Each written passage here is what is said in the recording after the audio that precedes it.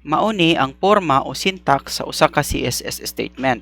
So atong isgutan ang nagkalalain nga bahin niini. So ang una, selector.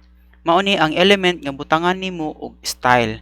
Pwede sad sa multiple nga statement elements. So pwede H1, H2 katong paragraph tags, pwede na siya.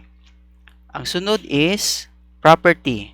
So ang property nga usbo nimo sama sa color or font size or kung unsa pa tong mga nagkalain-lain nga property sa isa ka element.